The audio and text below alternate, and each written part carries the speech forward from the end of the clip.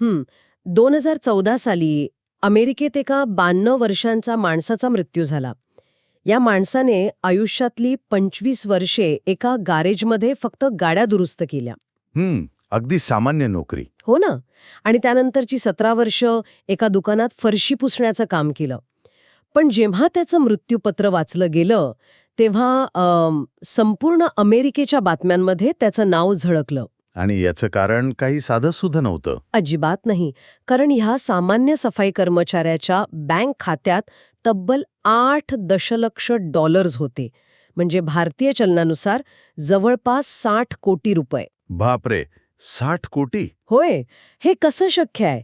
आजच्या या सखोल चर्चेत आपण हेच रहस्य उलगडणार आहोत. आणि यातली सर्वात आश्चर्याची गोष्ट म्हणजे त्याने कोणतीही लॉटरी जिंकली नव्हती आणि त्याला कोणाकडूनही ही संपत्ती वारसा हक्काने मिळाली नव्हती. अगदी बरोबर. लहानपणापासून आपल्या सर्वांच्या मनात एक समज पक्का झालेला असतो. तो समज म्हणजे पैसा हे निव्वळ गणिताचे, अर्थशास्त्राचे आणि आकडेमोडीचे क्षेत्र आहे. म्हणजे ज्याला आकडे कळतात तोच श्रीमंत होऊ शकतो. हो. ज्याला शेअर मार्केटचे अत्यंत कठीण आकडे समजतात, ज्याच्याकडे अर्थशास्त्राची एखादी मोठी डिग्री आहे, तोच माणूस आयुष्यात खऱ्या अर्थाने संपत्ती निर्माण करू शकतो. पण आजची आपली ही सखोल चर्चा तो समज कायमचा दूर करणार आहे. नक्कीच. आजच्या आपल्या चर्चेचा मुख्य स्रोत आहे माइंडफुल पेजेस मराठी या यूट्यूब चॅनलवरील एक अत्यंत अभ्यासपूर्ण व्हिडिओ. हा व्हिडिओ मॉर्गन हाउझल यांच्या द सायकॉलॉजी ऑफ मनी म्हणजेच पैशांचे मानसशास्त्र या जगप्रसिद्ध पुस्तकावर आधारित आहे. आणि या चर्चेचं जे मुख्य मिशन आहे ना, ते अत्यंत स्पष्ट आहे.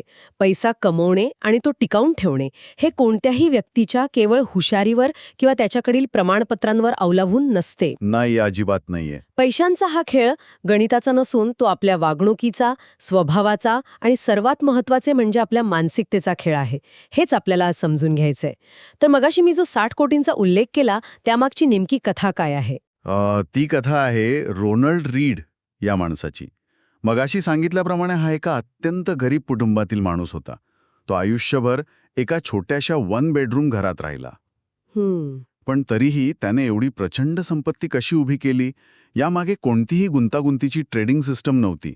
त्याने फक्त साधी शिस्त पाळली. म्हणजे नक्की काय केलं त्याने? जे थोडेफार पैसे तो कमवायचा ते तो अतिशय शिस्तीने अमेरिकेतील मोठ्या आणि स्थिर कंपन्यांमध्ये, म्हणजेच ज्याला आपण ब्ल्यू चिप स्टॉक्स म्हणतो, त्यात तो गुंतवत राहिला. आणि त्याने ही गुंतवणूक अनेक दशके तशीच राहू दिली. थांबा, चला हे थोडं समजून घेऊया. फक्त सातत्याने गुंतवणूक केली आणि 60 कोटी रुपये जमा झाले, हे ऐकायला खूपच सोपं वाटतंय. ते सोपं वाटतं, पण ते प्रत्यक्ष पाळणं सर्वात कठीण असतं. आणि हे समजण्यासाठी आपल्याला रोनाल्ड रीडच्या अगदी विरुद्ध टोकाची दुसरी कथा पाहावी लागेल. कोणती कथा? ती कथा आहे रिचर्ड फुस्कोने या व्यक्तीची. हा माणूस मेरी लिंच या जगातल्या सर्वात मोठ्या फायनान्स कंपनीचा एक बडा अधिकारी होता. अरे चा. हो, आणि तो हार्वर्ड युनिव्हर्सिटीतून शिकलेला होता. म्हणजे साक्षात फायनान्स विश्वातला दिग्गज माणूस. मग तर याने रोनाल्ड रीडपेक्षा कितीतरी पटीने जास्त पैसे छापले असतील. तिथेच तर खरी गोम आहे ना. रिचर्ड इतका यशस्वी होता की वयाच्या अवघ्या 40व्या वर्षी तो निवृत्त झाला. त्याने राहण्यासाठी 18,000 स्क्वेअर फूट, 11 बाथरूम आणि 2 स्विमिंग पूल असलेला एक भव्य बंगला विकत घेतला. बापरे, 18,000 स्क्वेअर फूट? होय. पण 2008 मध्ये जेव्हा जागतिक आर्थिक मंदी आली तेव्हा स्वतःचा तो आलिशान थाट टिकवण्यासाठी त्याने घेतलेली प्रचंड कर्ज त्याला फेडता आली नाहीत. म्हणजे कर्जाचा डोंगर उभा राहिला. अगदी. तो पूर्णपणे दिवाळखोर झाला आणि ज्या घरात तो राजासारखा राहत होता तेच घर लिलावात कवडीमोल भावाने विकलं गेलं. एक फायनान्सचा तज्ज्ञ अक्षरशः रस्त्यावर आला. हे ऐकताना मला गाडी चालवण्याचे एक उदाहरण आठवते. म्हणजे मला उत्तम आणि सुरक्षित ड्रायव्हर होण्यासाठी मेकॅनिकल इंजिनियर असण्याची अजिबात गरज नसते. हो, बरोबर आहे. माझ्या गाडीचं इंजिन आतून कसं चालतं, त्याचे तांत्रिक बारकावे काय आहेत, हे मला माहीत नसलं तरी चालतं, बरोबर ना? मी फक्त रस्त्यावरचे नियम पाळले, ब्रेक आणि ॲक्सिलरेटर वेळेवर दाबला आणि संयम ठेवला तरी मी सुरक्षित घरी पोहोचू शकते. अगदी अचूक उपमा आहे ही. फायनान्सच्या जगात ते इंजिन म्हणजे अर्थशास्त्राचे कठीण आकडे आणि तांत्रिक ज्ञान, आणि तो ब्रेक म्हणजे तुमचा संयम. खरंच. यातून एक अतिशय मूलभूत निष्कर्ष निघतो. फायनान्स आणि गुंतवणूक हे जगातले बहुधा एकमेव असे क्षेत्र असावे जिथे कोणतीही पदवी नसलेला एखादा सामान्य माणूस एका अत्यंत उच्च शिक्षित आणि अनुभवी तज्ज्ञाला सहज हरू शकतो. कारण या खेळाचा मुख्य नियम बुद्धिमत्तेचा नाहीये. हा नियम तुमच्या पैशांसोबतच्या योग्य वागणुकीचा आहे. अगदी बरोबर. रिचर्डकडे हुशारी होती, पण वागणुकीत दोष होता. रोनाल्डकडे हुशारीपेक्षा शिस्त आणि संयम जास्त होतं. हे खूपच रंजक आहे. पण मग एक मोठा प्रश्न पडतो मला. जर हुशारीपेक्षा वागणूक इतकी महत्वाची आहे, तर मग लोक पैशांच्या बाबतीत मूर्खासारखे निर्णय का घेतात? एवढे शिकलेले आणि हुशार लोक स्वतःचं नुकसान का करून घेतात? याच प्रश्नाचं उत्तर या स्रोतातील एका अत्यंत महत्वाच्या नियमात मिळतं. तो नियम म्हणजे नो वन इज क्रेझी, म्हणजेच कुणीही वेडा नसतो. कोणीही वेडा नसतो म्हणजे काय? आपल्याला बऱ्याचदा इतरांच्या आर्थिक निर्णय अत्यंत चुकीचे किंवा मूर्खपणाचे वाटतात. पण प्रत्येक व्यक्तीचा पैशांकडे बघण्याचा दृष्टिकोन हा त्याच्या जन्मकाळानुसार आणि त्याच्या वैयक्तिक अनुभवानुसार तयार झालेला असतो. म्हणजे नक्की कसं? एखाद्या उदाहरणाने हे अधिक स्पष्ट करता येईल का? नक्कीच. यातली सर्वात रंजक बाब म्हणजे, समजा एखादा माणूस 1950च्या दशकात जन्माला आला आहे. त्याने त्याच्या तरुणपणात म्हणजे त्याच्या जळणघडणीच्या काळात भीषण महागाई, गरिबी आणि बाजारातील प्रचंड अस्थिरता पाहिली आहे. तो काळच तसा कठीण होता. बरोबर. असा माणूस शेअर मार्केटमध्ये पैसे गुंतवायला कायम घाबरेल. त्याच्यासाठी फिक्स्ड डिपॉझिट किंवा सोन्यात गुंतवणूक करणे हेच एकमेव सुरक्षित पाऊल असेल, कारण त्याच्या मेंदूत ती भीती कायमची कोरली गेली आहे. पण हे कसं शक्य आहे? जर आज एखादा तरुण स्वतःचे सगळे पैसे एका अनोळखी क्रिप्टोकरन्सीमध्ये किंवा अत्यंत हाय रिस्क स्टॉक्समध्ये टाकत असेल, तर तो मूर्खपणाच नाही का? तो वेडा कसा नाहीये? वरवर पाहता ते मूर्खपणाचं वाटू शकतं. पण त्या तरुणाच्या दृष्टिकोनातून विचार करूया. तो तरुण 2010 नंतर मार्केटमध्ये आला आहे. त्याने फक्त शेअर मार्केटची तेजीच पाहिली आहे. म्हणजे त्याने मंदी पाहिलेलीच नाहीये. अगदी बरोबर. मार्केट सतत वरच जात आहे हेच त्याने अनुभवले आहे. त्याने आर्थिक मंदी किंवा सर्वस्व गमावण्याची वेळ पाहिलेलीच नाही. त्यामुळे त्याच्या मेंदूत ती भीतीच नाहीये.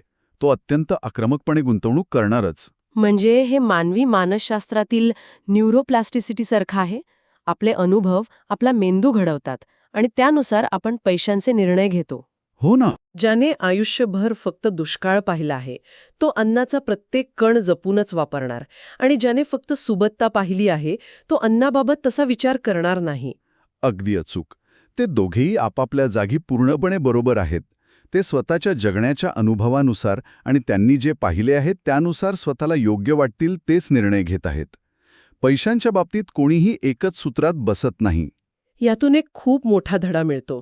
आपण इतरांच्या आर्थिक निर्णयांची स्वतःच्या निर्णयांसोबत थेट तुलना करणं पूर्णपणे थांबवलं पाहिजे. प्रत्येकाचा खेळ वेगळा आहे, प्रत्येकाचे नियम वेगळे आहेत आणि प्रत्येकाचे अनुभवही वेगळे आहेत. पण या सगळ्यात एक अत्यंत धोकादायक गोष्ट अशी आहे की या खेळात आपल्याला कुठे थांबायचं हेच कधी समजत नाही. याला नेव्हर इनफ म्हणजेच पुरेसे कधीच न वाटणे असं म्हटलं आहे. हे तर आधुनिक जगाचं सर्वात मोठं वास्तव आहे. सध्याचं भांडवलशाहीचं मॉडेल आणि सोशल मीडिया ह्या दोन गोष्टी माणसाला कधीच समाधानी राहू देत नाहीत. खरं तर माणसाला नक्की किती पैसा हवा आहे आणि कुठे थांबायचे आहे याची मर्यादा ठरवणं हे आजचे सर्वात कठीण काम बनले आहे. पण या नेव्हर इनफचा प्रत्यक्षात किती वाईट परिणाम होऊ शकतो? यासाठी रजत गुप्ता यांचं जे उदाहरण व्हिडिओमध्ये दिलंय ना, ते खरोखर अंगावर काटा आणणार आहे. रजत गुप्ता हे अत्यंत सामान्य कुटुंबातून आलेले होते. पण स्वतःच्या कर्तृत्वावर ते मॅकेन्सी या जगातल्या सर्वात मोठ्या कन्सल्टिंग फर्मचे CEO बनले. 2008च्या सुमारास त्यांच्याकडे $100 दशलक्ष म्हणजे जवळपास 750 कोटी रुपयांची संपत्ती होती. 750 कोटी. बापरे. या पैशातून पुढच्या 5 पिढ्या आरामात जगू शकल्या असत्या. पण तरीही त्यांना ते पुरेसे वाटले नाही. कारण त्यांना फक्त करोडपती राहायचे नव्हते, त्यांना अब्जाधीश व्हायचे होते. त्यांना वॉरन बफे किंवा बिल गेट्स यांच्या पंक्तीत बसायचं होतं. इथेच एक अत्यंत रंजक गोष्ट समोर येते. हे एखाद्या व्हिडिओ गेमसारखं आहे जिथे फिनिश लाईन सतत पुढे सरकत राहते. आपण एक लेव्हल पार केली की पुढची लेव्हल आणखी अवघड असते आणि ती रेषा आणखी पुढे जाते. आपण कधीच ती शर्यत जिंकू शकत नाही. व्हिडिओ गेमचा दृष्टिकोन खूप चपखल आहे. याच फिनिश लाईनला गाठण्याच्या हवेपोटी आणि अब्जाधीश होण्याच्या मोहापायी रजत गुप्ता यांनी एका कंपनीची अत्यंत गुप्त माहिती स्वतःच्या फायद्यासाठी एका मित्राला पुरवली. याला इन्सायडर ट्रेडिंग म्हणतात. आणि जेव्हा हे उघडकीस आलं असेल तेव्हा काय झालं? जेव्हा ही गोष्ट उघड झाली तेव्हा त्यांना थेट जेलमध्ये जावे लागले. त्यांचं सर्व नाव, करिअर आणि आयुष्यभराची इज्जत एकाच झटक्यात मातीत मिसळली. बापरे. यामागचं मानसशास्त्र अतिशय गंभीर आहे. रजत गुप्तांसारख्या माणसाकडे 750 कोटी असूनही तो जेलमध्ये का गेला? कारण त्याला थांबायचं कुठे हेच कळलं नाही. स्वतःला अजिबात गरज नसलेली आणि स्वतःकडे नसलेली गोष्ट मिळवण्यासाठी स्वतःकडे असलेली आणि अत्यंत महत्त्वाची गोष्ट पणाला लावणं हा खरोखरच जगातला सर्वात मोठा मूर्खपणा आहे. बरोबर. इनफ म्हणजेच आता हे माझ्यासाठी पुरेसे आहे, ही भावना समजणे हीच खरी श्रीमंती आहे. जेव्हा आपण हे मान्य करतो की आपल्याला आणखी जास्त नकोय, तेव्हाच आपण खऱ्या अर्थाने स्वतंत्र होतो. आणि हाच धागा पकडून मला तुम्हाला विचारायचंय की मग आपण थांबायचं कुठे? जर अशी रातोरात श्रीमंत होण्याची हाव धरायची नसेल तर खऱ्या अर्थाने मोठी संपत्ती कशी निर्माण होते? कारण आपण सुरुवातीला रोनाल्ड रीडची कथा पाहिली, पण ती संपत्ती एका रात्रीत नाही आली. तिथेच आपल्याला एका अत्यंत शक्तिशाली संकल्पनेची ओळख होते. ती म्हणजे कंपाऊंडिंग म्हणजेच चक्रवाढ व्याजाची ताकद आणि कंटाळवाणी गुंतवणूक. संपत्ती निर्माण करण्याचे एकमेव खरे रहस्य हुशारीत नसून ते वेळेत दडलेले आहे. आणि याचे सर्वात मोठे जिवंत उदाहरण म्हणजे वॉरेन बफे. वॉरेन बफे फायनान्सच्या जगातले देव मानले जातात ते. आपण सर्वजण नेहमी त्यांच्या हुशारीचे आणि त्यांनी कोणते स्टॉक्स निवडले याचे गोडवे गातो. हो, पण स्रोतात एक खूपच धक्कादायक सत्य सांगितलं आहे. वॉरेन बफे यांच्याकडे आज $100 बिलियन पेक्षा जास्त संपत्ती आहे, पण त्यातील 80% पेक्षा जास्त संपत्ती ही त्यांच्या वयाच्या 50व्या वर्षानंतर तयार झाली आहे. थांबा, हे पुन्हा एकदा समजून घेऊया. 80% संपत्ती वयाच्या 50 नंतर. हे कसं शक्य आहे? मानवी मेंदूला हे एक्सपोनेन्शियल ग्रोथ किंवा घातांकीय वाढीचे गणित एवढ्या सहज का समजत नाही? हां, कारण आपला मेंदू नेहमी लिनियर किंवा रेषीय विचार करण्यासाठी प्रोग्राम केलेला असतो. आपण विचार करतो की 2+2 म्हणजे 4 आणि 4+4 म्हणजे 8. बरोबर. पण कंपाऊंडिंगमध्ये गुणाकार होतो. तिथे वेळेनुसार वाढीचा वेग प्रचंड असतो. वॉरेन बफे यांनी वयाच्या अवघ्या 10व्या वर्षापासून गुंतवणूक करायला सुरुवात केली होती. त्यांची आजची संपत्ती ही त्यांच्या हुशारीपेक्षा त्यांच्या वेळेचं फळ जास्त आहे. हां. जर त्यांनी वयाच्या 30व्या वर्षी गुंतवणूक सुरू केली असती आणि 60व्या वर्षी ते निवृत्त झाले असते, तर कदाचित आज त्यांचं नाव कोणीही ऐकलं नसतं. हा सगळा खेळ कंपाऊंडिंगचा आहे. पण आजकालच्या जगात आपण बघतो की सर्वांना रातोरात श्रीमंत व्हायचं असतं. आज पैसे टाकले की उद्या ते दुप्पट झालेच पाहिजेत, अशी घाई सर्वांना झालीये. कोणीही 25-30 वर्ष थांबायला तयार नाहीये. जर आपण हे मोठ्या चित्राशी जोडून पाहिलं ना, तर चांगली आणि यशस्वी गुंतवणूक ही नेहमी कंटाळवाणी असते असं म्हटलं जातं. ती रोज तुम्हाला नवीन थरार किंवा ॲक्शन देत नाही. म्हणजे कसं? हे अगदी एखादं झाड लावण्यासारखं आहे. आपण जमिनीत बी पेरल्यावर रोज ती जमीन उकरून पाहत नाही की आज मुळे किती मोठी झाली किंवा अंकुर किती आला. आपण फक्त त्याला नियमित पाणी घालतो आणि निसर्गाला आपले काम शांतपणे करू देतो. म्हणजे पैशांच्या आणि गुंतवणुकीच्या बाबतीतही अगदी हेच सत्य आहे. वेळेला त्याचे काम करू देणं आवश्यक आहे. रोज आपला पोर्टफोलिओ उघडून बघणे किंवा सतत खरेदी विक्री करणे हे मुळे उकरून पाहण्यासारखेच आहे. अगदी बरोबर. पैसे कमवण्यासाठी जो वेळ द्यावा लागतो तो कंटाळवाणा असू शकतो. पण यातून आणखी एक नवीन आणि अतिशय महत्त्वाचा मुद्दा समोर येतो. तो म्हणजे getting wealthy versus staying wealthy. श्रीमंत होणे आणि श्रीमंत राहणे या दोन्ही पूर्णपणे वेगवेगळ्या गोष्टी आहेत. या दोन्ही गोष्टींमध्ये नक्की काय फरक आहे? या दोन्ही गोष्टींसाठी माणसाला अगदी विरुद्ध मानसिकतेची गरज असते. पैसे कमवण्यासाठी आपल्याला खूप मोठा धोका पत्करावा लागतो, आशावादी राहावं लागतं, नवनवीन संधी शोधाव्या लागतात. पण एकदा तो पैसा कमवल्यानंतर तो टिकून ठेवण्यासाठी मात्र आपल्याला अगदी उलट वागावं लागते. तिथे आपल्याला प्रचंड नम्रता बाळगावी लागते आणि मनात एक प्रकारची सतत भीती किंवा पॅरानॉया ठेवावा लागतो की आपण कमावलेले हे सर्व एका झटक्यात नष्ट होऊ शकते. पण एक मिनिट, इथे मला थोडं थांबून विचारावंसं वाटतं. आपण नेहमी म्हणतो की पैशामुळे आपल्याला स्वातंत्र्य मिळतं, चिंता दूर होतात. हो ना? पण मग सतत मनात सर्वस्व गमावण्याची भीती बाळगून जगणं म्हणजे पैशांनी मिळणाऱ्या स्वातंत्र्याच्या संकल्पनेच्या विरोधात नाही का? ही भीती म्हणजे डोक्यावर एक ओझं घेऊन फिरण्यासारखं नाही का? हां, अतिशय उत्कृष्ट आणि खोलवर विचार करायला लावणारा प्रश्न आहे.